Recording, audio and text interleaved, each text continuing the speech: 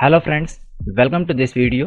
और आज के इस वीडियो से हम टैली प्राइम का एक कंप्लीट कोर्स स्टार्ट करने वाले हैं, जिसके अंदर हम आपको बेसिक से लेके एडवांस टैली प्राइम की कंप्लीट नॉलेज प्रोवाइड कराएंगे।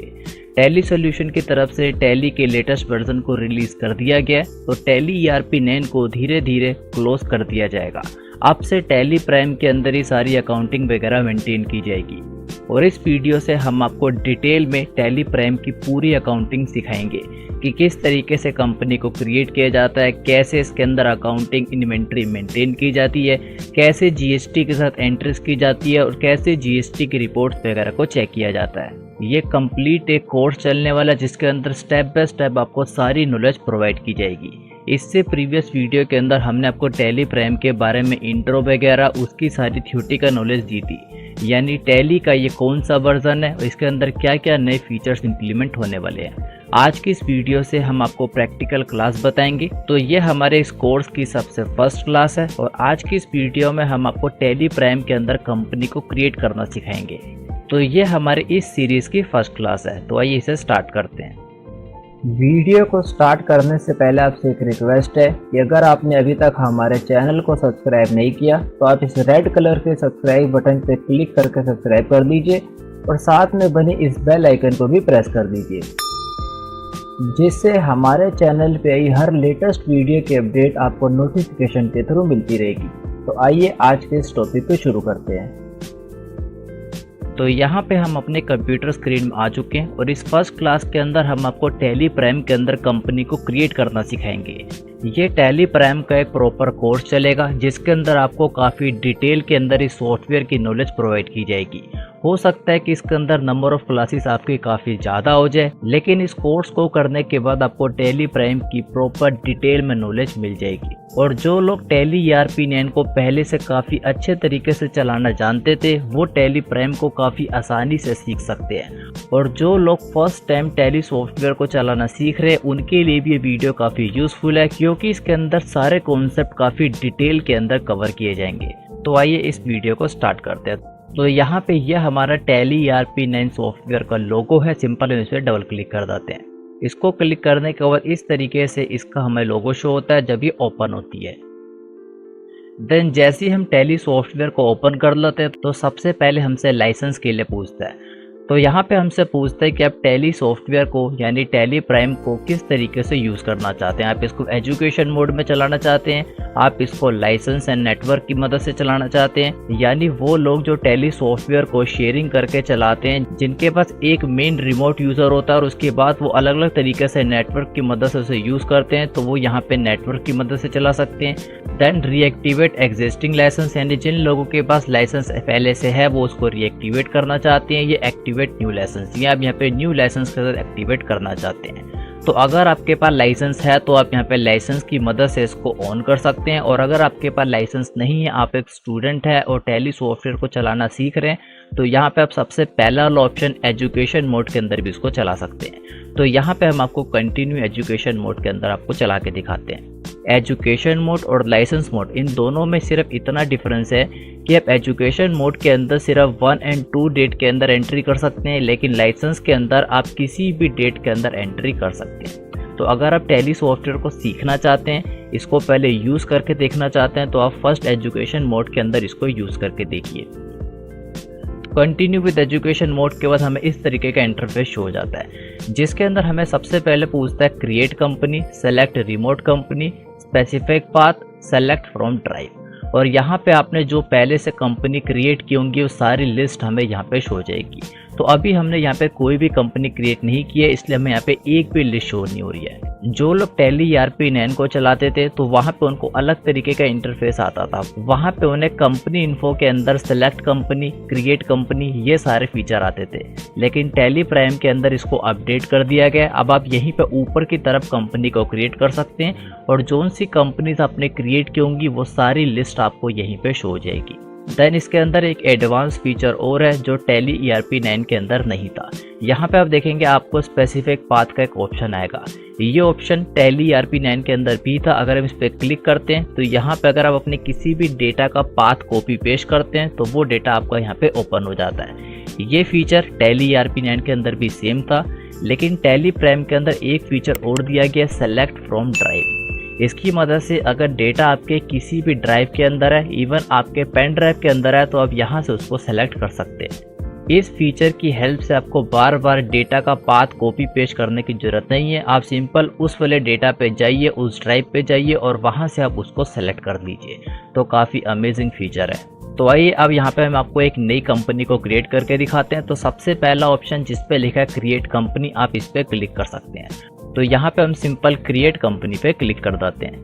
क्रिएट कंपनी पे क्लिक करने के बाद आपके सामने कंपनी क्रिएशन की पूरी स्क्रीन आ जाएगी और यहाँ पे आपको कंपनी क्रिएट करने के लिए सारी इन्फॉर्मेशन मांगेगा। इस स्क्रीन पे रहते हुए आप अपने कीबोर्ड से F12 की प्रेस कर दीजिए, जिससे आपके सामने कॉन्फ़िगरेशन वाली स्क्रीन आ जाएगी। यहाँ पे कुछ फीचर्स आपके पास येस के अंदर आएंगे और कुछ फीचर्स आपके यहाँ पे नो होंगे, जैसे कि use Tally vault password to encrypt company data, यानी कंपनी के अंदर टैली वॉल्ट पासवर्ड लगाना चाहते तो इसको येस कर दीजिए।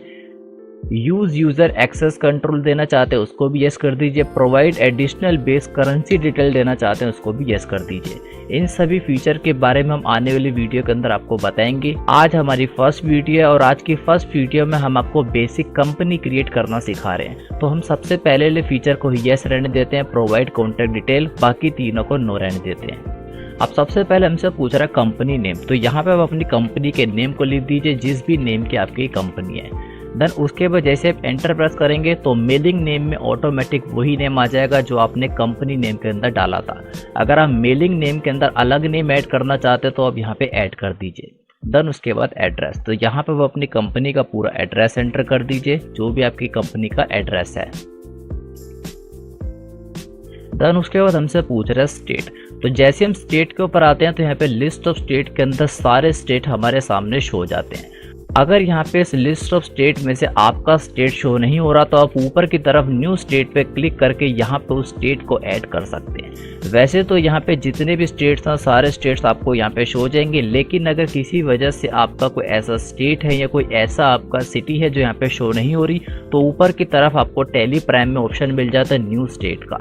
ये ऑप्शन आपको टैली ERP9 के अंदर नहीं मिलता था। जितने स्टेट लिस्ट ऑफ स्टेट में शो होते थे उसमें से आपको सिलेक्ट करना होता था। और यहाँ पे आपको एक नीचे की तरफ चेंज कंट्री का ऑप्शन मिल जाएगा। अगर आप अपनी कंट्री को चेंज करना चाहते हो तो यहाँ से आप अपनी कंट्री चेंज कर सकते हैं। तो यहाँ पे हम इंडिया को ही रहने देंगे। देन उसके बाद यहाँ पे आप इंडिया के अंदर जोन से स्टेट में रहते हैं उस स्टेट को आप सिलेक्ट कर लीजिए। तो यहाँ से हम दिल्ली को सिलेक्ट कर लेते हैं। देन यहाँ पे उसका पिन कोड एंटर कर देते हैं। उसके बाद हमसे पूछ रहे telephone number, mobile number, fax number, email ID और वेबसाइट। ये सारी इन्फॉर्मेशन यहाँ पे आप एंटर कर सकते हैं, क्योंकि जितनी इन्फॉर्मेशन आप यहाँ पे एंटर करेंगे वो सब इन्फॉर्मेशन जब आप सेल की एंट्री करेंगे, टैक्स इनवॉइस को प्रिंट करेंगे तो वहाँ पे वो सारी मेंशन होगी। तो जितनी इन्फॉर्मेशन आप यहाँ पे डाल सकें, जितनी इन्फॉर्मेशन आपके पास अवेलेबल है वो सब आप यहाँ पे डाल सकते हैं। ईमेल आईडी और यहाँ पे हम वेबसाइट को एंटर कर देते हैं। देन यहाँ पे एंटर प्रेस करने के बाद यहाँ पे हमसे फाइनेंशियल ईयर बिगिनिंग फ्रॉम पूछेगा। ये हमारा 1 अप्रैल 2020 बाय डिफॉल्ट रहेगा और बुक बिगिनिंग फ्रॉम।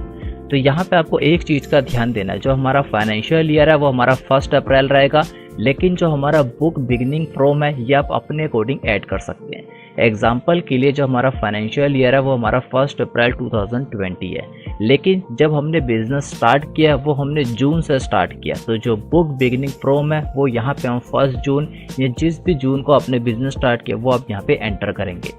लेकिन हमारे केस में हम इसको दोनों सेम ही रहने देते हैं, जिससे जो हमारा बिजनेस है वो बिल्कुल सही तरीके से मैनेज होता रहेगा। तो यहाँ पे हम इसको एंटर प्रेस कर देते हैं। तो आई होप आप समझ गए होंगे कि कंपनी क्रिएट करते टाइम कौन कौन सी इन्फॉर्मेशन डाली जाती है। अब यहाँ पे एक चीज़ और है जो टैली प्राइम के अंदर है, टैली ERP9 के अंदर नहीं थी। कंपनी की सारी इन्फॉर्मेशन हम यहाँ पे एंटर कर चुके हैं। तो यहाँ पे जैसे हम एक्सेप्ट के लिए करते हैं येस, एक्सेप्ट करते यहाँ पे हमारे सामने कंपनी क्रिएट सक्सेसफुली लिखा हुआ आ गया और कंपनी से रिलेटेड जितनी भी हमारी अकाउंटिंग, इन्वेंट्री और टैक्सेशन की डिटेल है वो हमें एंटर करने के लिए पूछ रहा है। टैली ERP9 के अंदर इस तरीके से नहीं पूछता था। टैली RP9 के अंदर जब हम कंपनी को क्रिएट कर देते थे तो उसके बाद गेट वॉट टैली में हम F11 की को प्रेस करते थे और वहां से हम अकाउंटिंग फीचर, इन्वेंट्री फीचर और स्टैट्यूटरी फीचर, ये 3 अलग अलग तरीके के फीचर्स में जाते थे। उस सिस्टम को कम्प्लीटली हटा दिया गया। अब यहाँ पे नया फीचर लाया गया। जैसे हम कंपनी को क्रिएट कर देते हैं उस टाइम हमसे सारी इन्फॉर्मेशन पूछता है और सारी इन्फॉर्मेशन हमें एक ही टैब के अंदर आ जाती है। सबसे पहले हमसे आ रही अकाउंटिंग फीचर्स। अकाउंटिंग फीचर के अंदर आप मेंटेन अकाउंटिंग, बिल व बिल डिटेल कर सकते हैं, कॉस्ट सेंटर इनेबल कर सकते हैं, इंटरेस्ट कैलकुलेशन इनेबल कर सकते हैं। इन सारे फीचर के ऊपर हम आपको कंप्लीट एक वीडियो प्रोवाइड करेंगे। अकाउंटिंग फीचर कितने तरीके के होते हैं, क्या क्या उनका यूज़ होता है, इन्वेंट्री फीचर, इन सब के ऊपर क्या क्या यूज़ होता है, सबकी एक वीडियो आपको प्रोवाइड की जाएगी। और टैक्सेशन के अंदर यहाँ पे सबसे पहले आ रहा है GST, देन उसके बाद TDS, then TCS, VAT, exercise duty, then उसके बाद सर्विस टैक्स। तो यहाँ पे सारी इन्फॉर्मेशन एक ही स्क्रीन के अंदर आपको मिल जाती है। साथ ही में online access, payroll and other, तो यहाँ पे पेरोल की इन्फॉर्मेशन भी आप यहीं से इनेबल कर सकते हैं। तो सबसे पहले कंपनी क्रिएट करने के बाद हमारा नेक्स्ट स्टेप होता है उसमें अपनी GST की डिटेल्स को इनेबल करना। तो यहाँ पे टैक्सेशन वाले फीचर में हम यहाँ पे enable goods and service tax GST से यस कर देंगे। बाकी सारी इन्फॉर्मेशन को आप फर्स्ट नो रहने दीजिए। सबसे पहले यहाँ पे GST वाली डिटेल को यस कर दीजिए, क्योंकि जोन सी अकाउंटिंग हम मेंटेन कर रहे हैं वो हम GST के साथ मेंटेन कर रहे हैं। जब तक आप GST की डिटेल इस पर इनेबल नहीं करेंगे तो आगे किसी भी अकाउंटिंग का इफेक्ट प्रॉपर नहीं आएगा। इसको यस कर देते हैं। यस करने के बाद यहाँ पे GST डिटेल से रिलेटेड पूरी विंडो आ जाएगी और GST नंबर से रिलेटेड सारी इन्फॉर्मेशन यहाँ पे ऐड कर देते हैं। स्टेट हमारा बाय डिफॉल्ट दिल्ली आ जाएगा। रजिस्ट्रेशन टाइप आपका रेगुलर है या कॉम्पोजिशन है। रेगुलर और कॉम्पोजिशन ये 2 अलग अलग तरीके की स्कीम्स होती है। इसके ऊपर डिटेल वीडियो हमारे चैनल पे अवेलेबल है, उसका लिंक आपको डिस्क्रिप्शन में मिल जाएगा, वहाँ पे आप डिटेल में देख सकते हैं। तो यहाँ पे हम रेगुलर स्कीम को सिलेक्ट करेंगे। देन उसके बाद अगर आप अदर टेरिटरी के हैं तो आप यहाँ पे यस कर देंगे, अदरवाइज नो रहने देते हैं। उसके बाद यहाँ पे GST एप्लीकेबल फ्रॉम यहाँ पे ऐड कर देंगे। देन GST नंबर, तो जो आपका GST नंबर है उस GST नंबर को आपको यहाँ पे कंप्लीट एंटर करना है, क्योंकि अगर आपने GST नंबर गलत एंटर किया तो यहाँ पे आपकी अकाउंटिंग का इफेक्ट भी प्रॉपर नहीं आएगा। देन उसके बाद आप GSTR1 को कैसे फाइल करते हैं, यहाँ पे आप मंथली करते हैं या क्वार्टरली करते हैं, तो यहाँ पे आप अपने बिजनेस के अकॉर्डिंग किस तरीके से उसे फाइल करते हैं आप यहाँ पे एंटर कर देंगे। हम यहाँ पे GSTR1 को क्वार्टरली फाइल करते हैं। देन ई-वे बिल एप्लीकेबल, अगर ई-वे बिल आप में एप्लीकेबल होता है तो आप यस कर देंगे, अदरवाइज इसको नो कर देंगे। तो ई-वे बिल हमारा एप्लीकेबल होगा क्योंकि उसकी थ्रेशोल्ड लिमिट 50,000 है। देन बाकी सारी इन्फॉर्मेशन को एज इट इज रखते हुए इसको एक्सेप्ट करा देते हैं। जो नीचे के फीचर्स है, enable tax liability on advance receipts, enable tax liability on reverse charge, set alter GST detail, then उसके बाद enable GST classification, provide LUT bond detail, ये सारे एडवांस फीचर है और आने वाली वीडियोस में इनके बारे में भी आपको डिटेल में बताया जाएगा। तो इन सबको हम एज इट इज रखते हुए एक्सेप्ट करा देते हैं।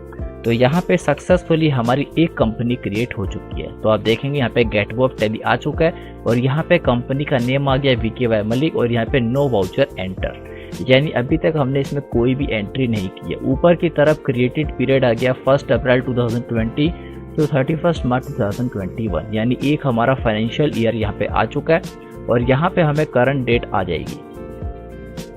तो आई होप आप इस वीडियो में समझ गए होंगे कि टैली प्राइम के अंदर एक नई कंपनी को किस तरीके से क्रिएट किया जाता है। ये प्रॉपर एक कंप्लीट कोर्स है। अगर आप इन सभी वीडियोस को एक सीक्वेंस के अंदर देखेंगे तो आप टैली प्राइम की कंप्लीट नॉलेज ले सकते हैं। आज ये हमारी फर्स्ट वीडियो थी जिसमें हमने आपको कंपनी को क्रिएट करना सिखाया। अब नेक्स्ट वीडियो के अंदर हम आपको बताएंगे कि आप किस तरीके से लेजर्स क्रिएट करते हैं, किस तरीके से मास्टर्स क्रिएट करते हैं।